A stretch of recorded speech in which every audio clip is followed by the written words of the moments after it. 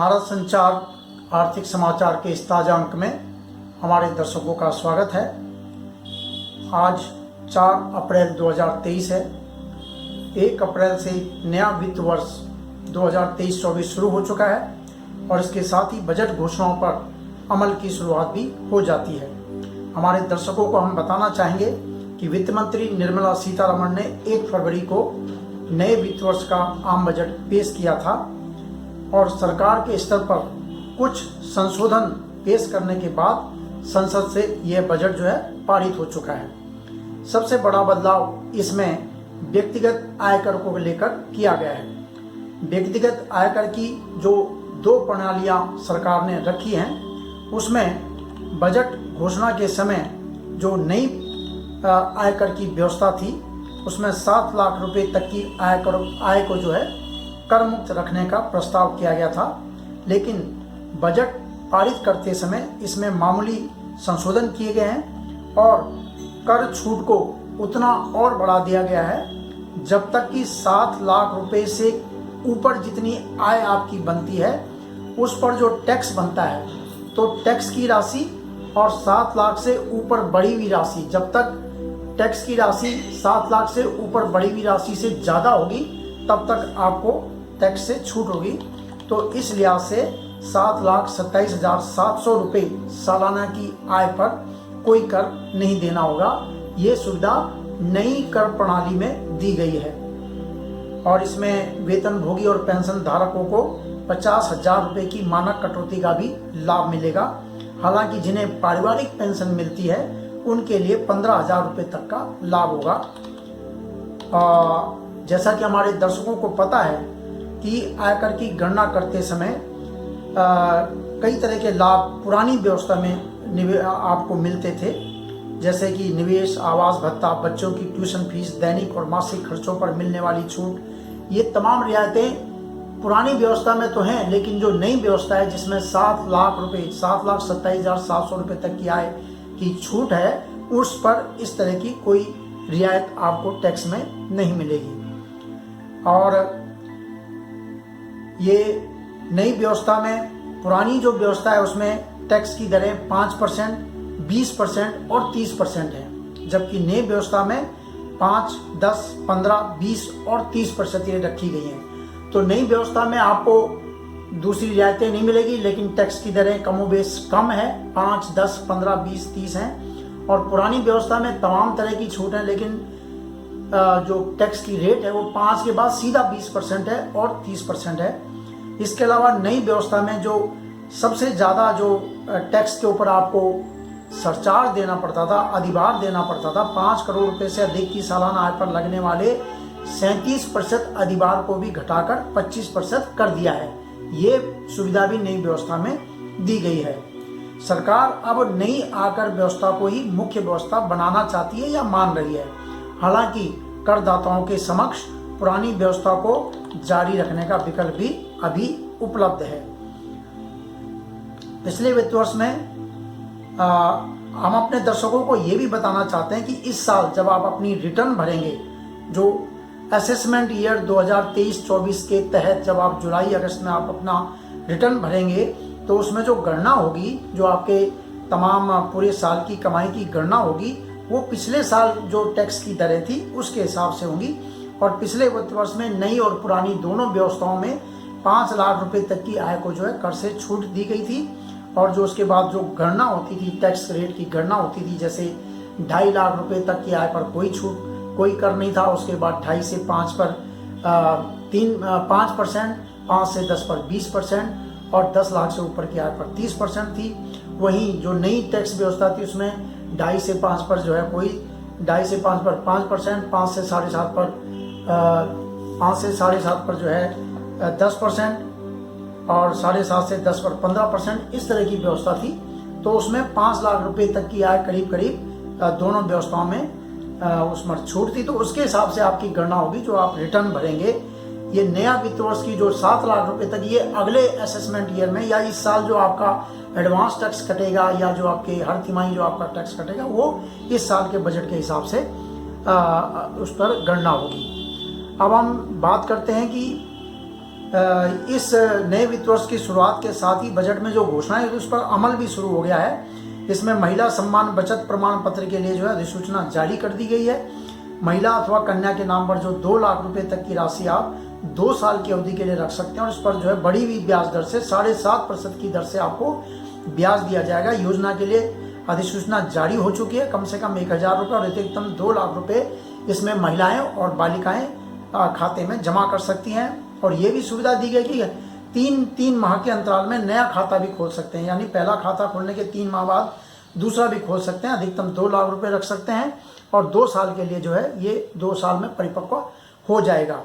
इसके अलावा और भी जो बदलाव बजट में हुए थे, डाकघर में खुलने वाले मासिक आय खाता योजना के तहत एकल खाते में अधिकतम जमा राशि को 4.5 लाख से बढ़ाकर 9 लाख रुपए कर दिया गया। जो ज्वाइंट अकाउंट संयुक्त खाते 9 लाख से बढ़ाकर 15 लाख रुपए कर दिए गए। वरिष्ठ नागरिक बचत योजना में भी बदलाव किए गए हैं। पूंजीगत लाभ कर के मामले में जैसे आप मकान बेचते हैं तो कितने तक का मकान बेच के पूंजीगत लाभ कर से जुड़े कई तरह के और भी बदलाव इसमें किए गए हैं। तो 1 अप्रैल 2023 से जो नया वित्त वर्ष शुरू हुआ है उसके बारे में बजट की जानकारी आपको पहले भी दी जा चुकी है। तो वो तमाम चीजें अब नए वित्त वर्ष में लागू हो जाएंगी। अब हम बात करते हैं नई विदेश व्यापार नीति 2023 की। वाणिज्य एवं उद्योग मंत्री पीयूष गोयल ने 31 मार्च 2023 को नई विदेश व्यापार नीति की घोषणा कर दी, जिसमें अगले 7 साल यानी 2030 तक देश से वस्तु एवं सेवाओं का निर्यात 2000 अरब डॉलर तक पहुंचाने का लक्ष्य रखा गया है। नई नीति की कोई तय सीमा नहीं है कि ये नीति कितने साल की है। नीति आगे चलती रहेगी और समय के हिसाब से इसमें बदलाव किए जाते रहेंगे। इससे पहले अप्रैल 2015 में 5 साल के लिए विदेश व्यापार नीति घोषित की गई थी, जो कि 31 मार्च 2020 में समाप्त हो गई थी। उसके बाद पिछले 3 साल के दौरान कोई नई नीति घोषित नहीं की गई। उसी नीति में बदलाव करते हुए उसे आगे बढ़ाया गया और अब ये नई जो नीति घोषित है ये ओपन एंडेड है, यानी कोई तय अवधि नहीं है समय के साथ। वाणिज्य मंत्री पीयूष गोयल के मुताबिक नई विदेश व्यापार नीति के 4 स्तंभ होंगे। निर्यातकों को नए प्रोत्साहन के बजाय अब विभिन्न तरह की राहतें दी जाएगी, छूट दी जाएगी। गठबंधन आपसी सहयोग के जरिए निर्यात को बढ़ावा दिया जाएगा। कारोबार करना जो है और सुगम बनाने के लिए प्रयास और बढ़ाए जाएंगे और नए उभरते बाजारों पर ध्यान दिया जाएगा। इस नीति में दूसरे देशों के साथ भारतीय रुपए में कारोबार करने को भी बढ़ावा दिया गया है और इस नीति की घोषणा के अगले दिन ही मलेशिया और भारत के बीच रुपए में व्यापार होने का समाचार सामने आया। दोनों देशों के बीच इस बारे में समझौता हो गया है। विदेश मंत्रालय की तरफ से जो जानकारी दी गई उसके मुताबिक भारत और मलेशिया अपने अंतर्राष्ट्रीय व्यापार में अन्य मुद्राओं के साथ भारतीय रुपए में भी अब कारोबार करेंगे। Germany, Israel, Oman, Malaysia, Mauritius, Myanmar, New Zealand सहित करीब 18 देश अब ऐसे हो गए हैं जिनके साथ भारतीय रुपए में कारोबार को लेकर सहमति बन चुकी है। दरअसल जो डॉलर का एक अधिकार बना हुआ है विश्व व्यापार में, उसको लेकर कई देशों के समक्ष आर्थिक तंगी कई बार पैदा हो जाती है कि डॉलर ना होने की वजह से। तो इस दिशा में भारत आगे बढ़ रहा है और रुपए में कारोबार करने की संभावनाओं को जो है विभिन्न देशों के साथ तलाश रहा है। श्री गोयल ने बताया कि भारत का वस्तु एवं सेवा निर्यात 2022-23 में पहले ही 750 अरब डॉलर को पार कर चुका है और इसके जो है 760 अरब डॉलर से ऊपर जाने की उम्मीद की जा रही है। तो 770 भी रह सकता है। इतना हमारा देश से पिछले वित्त वर्ष जो 31 मार्च को समाप्त हुआ है वस्तुओं और सेवाओं का निर्यात किया गया है। इससे पहले 2021 में 500 अरब डॉलर का था और 21-22 में 676 अरब डॉलर का निर्यात देश से किया गया और अब 2030 तक इसे 2000 अरब डॉलर तक पहुंचाने की जो है मंजूरी दी गई है, इसका लक्ष्य रखा गया है। इसके अलावा निर्यातकों को जो नीति है उसमें विभिन्न प्रकार की मंजूरी के लिए अब कम राशि देनी होगी। अपने सामान को निर्यातक खुद सत्यापित कर सकेंगे और देश के अलग अलग जिलों में बड़े जो निर्यात केंद्र बनाए जाएंगे कि किस जिले से सामान का निर्यात करने को बढ़ावा देना, उसके लिए केंद्र बनाए जाएंगे। और चालू वित्त वर्ष में अब जो है नया साल शुरू हुआ है 75 जिलों में ये निर्यात केंद्र बनाए जा सकते हैं, ये जानकारी दी गई है। एक प्रमुख घोषणा जो इस नीति में की गई है कि निर्यातक अब उन वस्तुओं का भी निर्यात कर सकेंगे जिनके निर्यात पर देश में रोक लगी हुई है। जैसे कि हाल में पीछे गेहूं के निर्यात पर पहले गेहूं का निर्यात हो रहा था, उसके बाद उस पर रोक लगा दी गई। चीनी का निर्यात उसका कोटा तय होता, उससे ज्यादा आप निर्यात नहीं कर सकेंगे। तो इस नीति में यह कहा गया है कि निर्यातक जो इस तरह के सौदे करते हैं तो किसी अन्य देश से लेकर उस देश को अपना माल भेज सकेंगे। भारत से रोक लगी है लेकिन आप दूसरे देश से जहां से आपको सुविधा होती है, जहां से आपको पड़ता होता है, तो वहां से उस माल को लेकर आप उस देश को भेज सकते हैं। तो निर्यातकों ने इस घोषणा का स्वागत किया है उन्होंने कहा कि इससे उन्हें अपने ग्राहकों का विश्वास बनाए रखने में जो है सुविधा होगी। इसके साथ ही विदेश व्यापार नीति में 4 नए शहरों को निर्यात उत्कृष्टता वाले शहर का भी दर्जा दिया गया है। ये शहर हैं मुरादाबाद, उत्तर प्रदेश का मुरादाबाद, जहाँ से जो है आप हस्तशिल्प वस्तुओं का निर्यात करते हैं। मिर्जापुर, हस्त निर्मित कालीन, बनारस, हथकरघा और हस्तशिल्प उत्पाद, हरियाणा का फरीदाबाद, परिधान। इस मामले में इनको निर्यात उत्कृष्टता वाले शहर का दर्जा दिया गया है और इससे पहले 39 शहर और हैं जिन्हें ये दर्जा पहले दिया जा चुका है। तो हालांकि हमें देखना होगा कि देश का जो ऊर्जा आयात बिल है वो बहुत तेजी से बढ़ रहा है। हमारा निर्यात कम होता है जबकि हम आयात अभी भी ज्यादा करते हैं।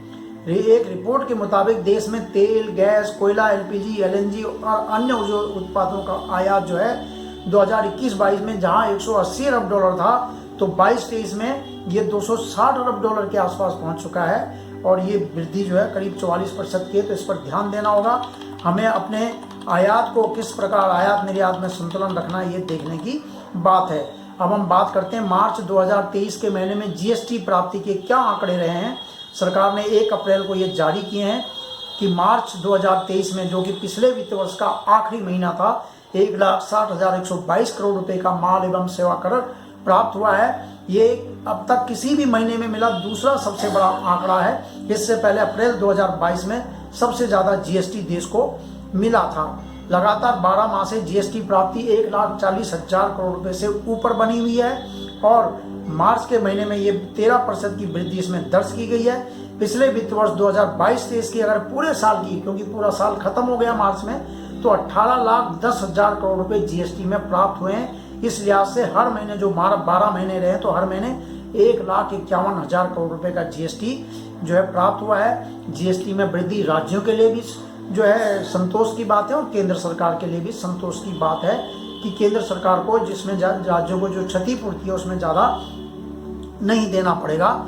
अगर राज्य के हिसाब से बात करें तो देश में सबसे ज़्यादा जीएसटी महाराष्ट्र में मिलता है, 11.77% बढ़कर मार्च के महीने में ये 22,695 करोड़ रुपए रहा है। कर्नाटक में 18.40% बढ़कर 10,360 करोड़ रुपए, गुजरात में 8.31% बढ़कर 9,919 करोड़ रुपए, तमिलनाडु में 15.24% बढ़कर 9,245 करोड़, उत्तर प्रदेश में 15% बढ़कर 7,613 करोड़ रुपए और दिल्ली में 17.72% बढ़कर 4,840 करोड़ रुपए का जीएसटी मार्च के महीने में प्राप्त हुआ है। अब हम बात करते हैं प्रत्यक्ष कर वसूली के आंकड़ों की। सरकार की जो सरकार बजट पेश करती है तो उसके हिसाब से उसमें जो अनुमान रखती है उतना उसे मिलता भी है या नहीं मिलता है। तो ये आंकड़े बताते हैं कि 3 अप्रैल को जारी हुए हैं कि जो डायरेक्ट टैक्स, प्रत्यक्ष कर, जिसमें आपका व्यक्तिगत आयकर जो आप देते हैं और कंपनियां जो अपनी कमाई पर आयकर देती हैं, कॉर्पोरेट टैक्स और एसटीटी जो शेयर बाजार में आप देते हैं, तो उस सब की गणना जो है डायरेक्ट टैक्स में होती है। तो इसके मुताबिक प्रत्यक्ष कर बजट में रखे गए अनुमान के मुकाबले 2,41,000 करोड़ रुपए ज्यादा रहा है। यानी बजट में जितना कहा गया था कि इतना मिलेगा उससे ज्यादा मिला है। वर्ष की समाप्ति पर प्रत्यक्ष कर वसूली के लिए रखे गए संशोधित अनुमान के मुकाबले भी ये करीब 0.69% ज्यादा रहा है। 22-23 में प्रत्यक्ष कर प्राप्ति का जो शुरुआती अनुमान आया उसके मुताबिक 19,68,000 करोड़ रुपए सरकार को मिले हैं। ये 20.33% ज्यादा है पिछले साल के मुकाबले। और निवल प्रत्यक्ष कर प्राप्ति यानी जब आप रिफंड वगैरह सब देते हैं उसके बाद शुद्ध रूप से कितना बचा है, तो 2022-23 में प्रत्यक्ष कर में 16,61,000 करोड़ रुपए शुद्ध रूप से सरकार को ये प्राप्ति हुई है। ये शुरुआती आंकड़े हैं, हो सकता है बाद में इसमें और सुधार हो। और ये प्राप्ति पिछले साल के मुकाबले 17.63% ज्यादा रही है। 22-23 में शुद्ध प्रत्यक्ष कर प्राप्ति 16.61 लाख करोड़ रुपए रही, जो एक साल पहले इसी अवधि में 14,12,000 करोड़ रुपए रही थी। यानी रिफंड के बाद 21-22 में आपको मिले थे 14,12,000 करोड़ रुपए, तो 22-23 में ये हो गए 16,61,000 करोड़ रुपए। तो 17.63% की वृद्धि हुई है। ये सरकार के लिए संतोष की बात है और ये उम्मीद की जा रही है कि सरकार का जो प्रत्यक्ष कर प्राप्ति है वो आगे भी बेहतर रहेगी।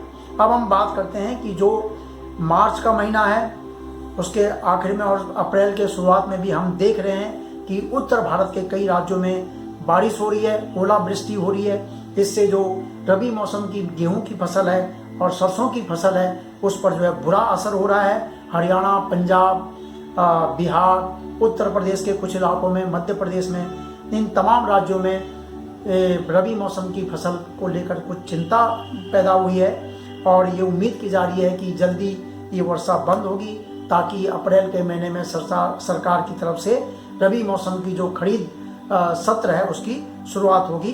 तो फिलहाल हम अपनी वाणी को विराम देते हैं। आप हमारे वीडियो को लाइक कीजिए, शेयर कीजिए, सब्सक्राइब कीजिए। आपका कोई सुझाव है तो उसका भी स्वागत है। नमस्कार।